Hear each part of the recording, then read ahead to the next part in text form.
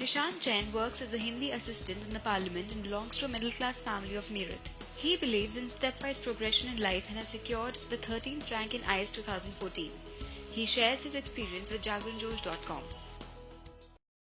How do you feel after getting success in IAS exam 2014? Thank you. बहुत अच्छा लग रहा है स्वाभाविक तौर पे, और जब सफलता मिलती है तो उसमें परिवार को भी बहुत खुशी है, शहर के लोग भी बहुत खुश हैं, ऑफिस के लोग भी बहुत खुश हैं, जो भी लोग मुझसे जुड़े हैं वो सब बहुत खुश हैं और मैं भी इसी वजह से बहुत खुश हूँ। लेकिन हाँ, इतना ज़रूर है कि सफलता मिलना एक बात है और उसको हैंडल करना दूसरी बात है, और मेरी यही कोशिश है कि मैं सफलता के बाद भी पहले की तरह ही हम्बल और विनम्र बना रहूँ। Whom would you like to thank for your success in the IAS exam and why? जी बिल्कुल, मैं सबसे पहले भगवान और गुरुओं का शुक्रिया अदा करना चाहता हूँ, जिन्होंने मुझे एक प्रेरणा दी हमेशा, और साथ ही मैं सबसे ज़्यादा अपनी फैमिली और विशेषकर मेरे बड़े भैया, जिन्होंने मुझे हर निराशा के मोड़ से निकाला और हमेशा मुझे मोटिवेट किया। इसके साथ मुझे बहुत अच्छे दोस्त मिले मेरे जीवन में, जिन्होंने मुझे हर मूवमेंट पे सपोर्ट किया, तो मैं उनका बहुत बहुत धन्यवाद करना चाहता हूँ। Please tell us about your family and educational background. मेरी फैमिली में मेरे मदर फादर हैं, मदर हाउसवाइफ हैं, पिताजी मेरे प्राइवेट सर्विस से रिटायर्ड हैं। बहुत साधारण पृष्ठभूमि से बिलोंग करता हूं मैं। मेरे बड़े भैया सीनियर जर्नलिस्ट हैं, छोटी बहन भी सरकारी नौकरी करती है, और मेरी भाभी भी एक स्कूल में पढ़ाती हैं। और एजुकेशनल बैकग्राउंड की जहाँ तक बात है तो मैंने एमए किया है, बीए इंग्लिश लिटरेचर में किया है, एमए हिंदी लिटरेचर में किया है, फिर मैंने एमफिल किया है दिल्ली यूनिवर्सिटी से, और मैं नेट जेआरएफ भी क्वालिफाई किया है मैंने। When did you choose to become a civil servant and why? जी बिल्कुल, देखिए मेरा ये मानना है कि सिविल कंट्रीब्यूशन हम हर काम में कर सकते हैं, चाहे हम कोई भी जॉब करें, लेकिन मुझे अपनी स्टूडेंट लाइफ के दौरान ये महसूस हुआ कि सिविल सर्विसेज वो प्लेटफॉर्म है जहां पर आकर आप कुछ ऐसा कर सकते हैं जिससे आप अपने निर्णयों से आम लोगों के जीवन में कोई बदलाव ला सकते हैं, और एक बड़े प्लेटफॉर्म पे आके आप कुछ अच्छे निर्णय ले सकते हैं या कुछ अच्छा समाज के लिए कर सकते हैं। Please tell us about your previous selection in civil services. ये मेरा दूसरा अटेम्प्ट था, और आपको जान के आश्चर्य होगा कि मेरे पहले अटेम्प्ट में मेरा प्रीलिम्स भी क्वालिफाई नहीं हुआ था। तो थोड़ा सा उसके बाद निराशा जरूर हुई थी, लेकिन मेरी फैमिली और फ्रेंड्स के सपोर्ट से मैं उसको ओवरकम कर पाया, और मैंने फिर से पूरी हिम्मत के साथ जॉब करते हुए तैयारी की और दोबारा से एग्जाम दिया, और रिजल्ट आपके सामने। What motivated you to reappear in the civil services exam? जी, जिस चीज ने अपीयर होने के लिए मोटिवेट किया था उसी ने रीअपीयर होने के लिए मोटिवेट किया, और ऐसा नहीं था कि एक बार प्रीलिम्स नहीं हुआ तो हार मान जाएंगे, दोबारा नहीं देंगे। हाँ, इतना जरूर है कि मेरी जॉब थी लोकसभा सेक्रेटेरिएट में, तो मुझे लगा कि चूंकि मैंने एक पड़ाव को तो पार कर ही लिया है, और अब मुझे सिविल सर्विसेज में और इजीली आगे बढ़ने के लिए थोड़ा सा कॉन्फिडेंस भी आया, और थोड़ा सा मैं टेंशन फ्री भी हो गया। What will be your priorities after becoming an IAS? जी, मेरी प्रायोरिटी रहेगी, मैं 2-3 बातों पे जोर देना चाहता हूँ प्रशासन में, कि एक तो सेंसिटिविटी और दूसरा कमिटमेंट। मैं चाहता हूँ कि जो मैंने लिटरेचर की पढ़ाई की है, उससे जो मैंने संवेदनशीलता सीखी है, वो मैं अपने प्रशासन में उसको प्रयोग कर सकूँ। और दूसरा मेरा जो सपना है कि मैं एक तो गर्ल चाइल्ड के लिए काम करना चाहता हूँ, और दूसरा जो हमारे बुजुर्ग हैं, जो सीनियर सिटीजन्स हैं, जिनकी ओर हम लोग शायद कम ध्यान दे पाते हैं, तो उनके लिए मैं कुछ कर सकूँ तो मुझे बहुत खुशी होगी। Please tell us about your hobbies and interests.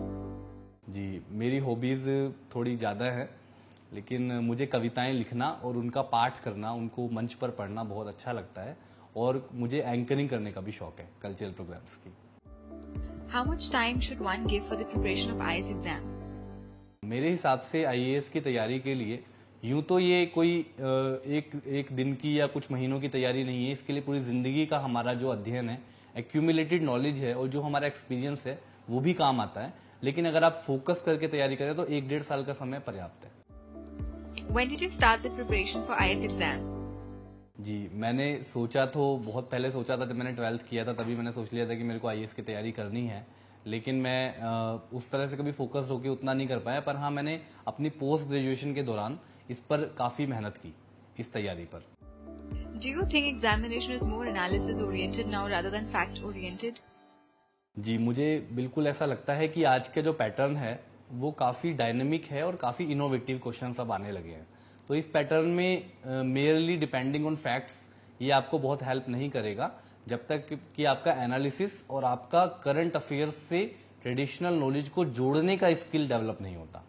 तो मुझे लगता है कि हाँ, आज का एग्जाम काफी एनालिटिकल हो गया है।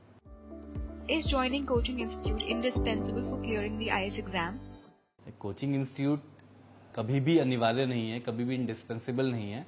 हाँ, इतना जरूर है कि अगर आपको कोई अच्छी कोचिंग मिल जाए, अच्छा कोई मार्गदर्शक मिल जाए, तो वो आपको ये जरूर बता सकता है कि आपको क्या पढ़ना है और क्या नहीं पढ़ना है, और आपके आंसर्स को चेक करके उसमें इंप्रूवमेंट के सुझाव दे सकता है।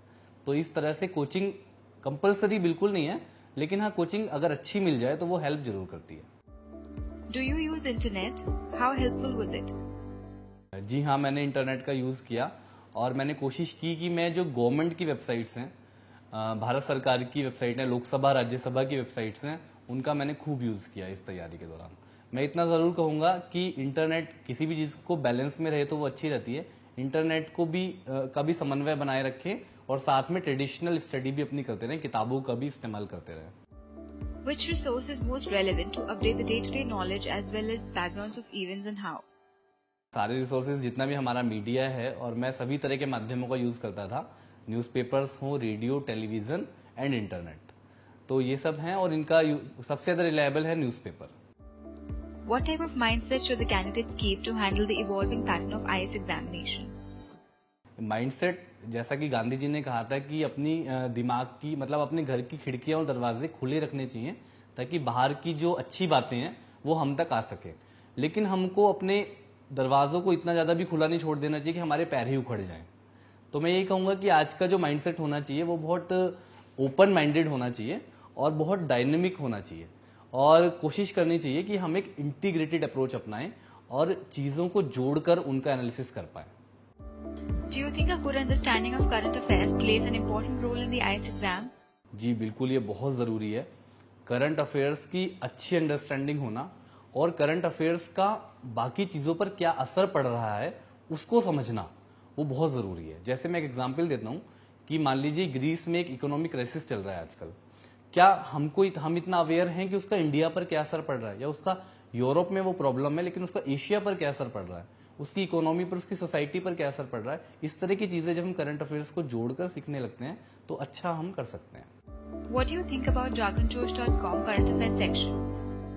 जी, JaganJosh.com का जो करंट अफेयर सेक्शन है वो कोशिश करता है कि करंट अफेयर्स के सारे एस्पेक्ट्स कवर हो पाए, तो ये एक अच्छा प्रयास है, और जो लोग दिल्ली आकर तैयारी नहीं कर सकते वो इसमें आकर इसकी हेल्प ले सकते हैं। What do you think about JaganJosh.com IAS section?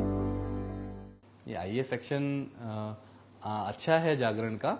मैं एक सुझाव देना चाहूंगा आईए सेक्शन के लिए कि आप चाहें तो आजकल जो मेन रोल है मेंस एग्जाम में वो एसए का, एथिक्स का और उसके बाद फाइनली इंटरव्यू, तो आप एसए, एथिक्स और इंटरव्यू जैसे सेक्शंस पर अगर ज्यादा जोर दें तो ये और भी इफेक्टिव हो सकता है। How should the candidates balance their hobbies in preparation? देखिए, प्रिपरेशन जब हम करने आते हैं, हम अपनी पढ़ाई और पढ़ाई के बाद अच्छे अच्छे पैकेज छोड़ के तैयारी करने आते हैं, उस पर फोकस करते हैं, तो निश्चित रूप से पढ़ाई पर फोकस करना चाहिए, लेकिन साथ में थोड़ा थोड़ा बोरियत से बचने के लिए, थोड़ा सा अपने को खुश रखने के लिए, तनाव मुक्त रहने के लिए हॉबीज को भी परस्यू करते रहना चाहिए। और उसका समन्वय करने का एक ही तरीका है कि जब आप तनाव फील करें, थोड़ा डाउन फील करें, डीमोटिवेटेड फील करें, उस समय अपनी हॉबी का यूज करें। ये ना करें कि पूरे दिन हॉबी को ही परस्यू कर रहे हैं, पूरे दिन क्रिकेट मैच ही देख रहे हैं, ऐसा नहीं होना चाहिए। लेकिन हाँ, तैयारी को फोकस, जैसे कहते हैं ना आटे में नमक, तो आटा मेन पढ़ाई है, तैयारी है, और थोड़ा थोड़ा नमक के रूप में। बिना नमक के आटे में मजा नहीं आता, बिना नमक की रोटी स्वादिष्ट नहीं लगती है, तो थोड़ा थोड़ा हॉबीज का भी यूज करते रहे। What is your outlook towards life and your motivational force? Life के बारे में मुझे इंडियन फिलॉसफी के 3 ऐसे प्रिंसिपल्स हैं जिन्होंने शायद मेरी जिंदगी बदल दी। एक तो मुझे गीता का जो निष्काम कर्मयोग का सिद्धांत है, डिसइंटरेस्टेड एक्शन का जो सिद्धांत है, जो हमें ये बताता है कि हम अपना कर्म अच्छे से करें और फल में ज्यादा अटैच ना होएं, यानी फल जो भी होगा उसको छोड़ दें प्रकृति के ऊपर और अपने कर्म को अच्छे से करें, उसी पे फोकस करें। ऐसा मुझे महसूस हुआ कि प्रीलिम्स के दौरान और मेंस के दौरान निष्काम कर्मयोग ने मेरी बहुत हेल्प की। दूसरा, एक जैन दर्शन का अनेकांतवाद का सिद्धांत है जो हमें दूसरों के विचारों का सम्मान करना सिखाता है, जिसमें हम ये ना समझें कि बस मैं ही ठीक हूं और दूसरा गलत है। अपने विचारों को थोपने की कोशिश ना करें और हर चीज को सभी नजरियों से देखने की कोशिश करें। और तीसरा है बुद्धिज्म का मध्यम मार्ग, मिडिल पाथ जिसको बोलते हैं, यानी आप बीच का रास्ता अपनाएं, कोई भी एक एक्सट्रीम को ना पकड़ें और एक गोल्डन मीन का इस्तेमाल करें। तो मुझे लगता है कि मेरे जीवन में इन तीनों सिद्धांतों ने मोटिवेशनल फोर्स का काम किया और जीवन के मेरे नजरिए को मैच्योर बनाया। What is your message to the civil service aspirants? मेरा ये संदेश है कि क्योंकि जीवन जो है वो it is all about contribution. आप जहां भी हैं, जिस भी फील्ड में हैं, उसमें एक्सिल करें, उसमें उत्कृष्ट प्रदर्शन करने की कोशिश करें। हमारी फंडामेंटल ड्यूटी नंबर 10 जो है वो भी यही कहती है कि हमको अपने अपने क्षेत्र में उत्कृष्ट प्रदर्शन करने की कोशिश करनी चाहिए। और मुझे एक कोटेशन बहुत अच्छी लगती है कि your life is your message to the world, so try to make it inspiring. और मुझे जब कभी मैं डीमोटिवेट होता था तो मुझे दुष्यंत कुमार की 4 पंक्तियां हमेशा मोटिवेट करती थी कि इस नदी की धार से ठंडी हवा आती तो है।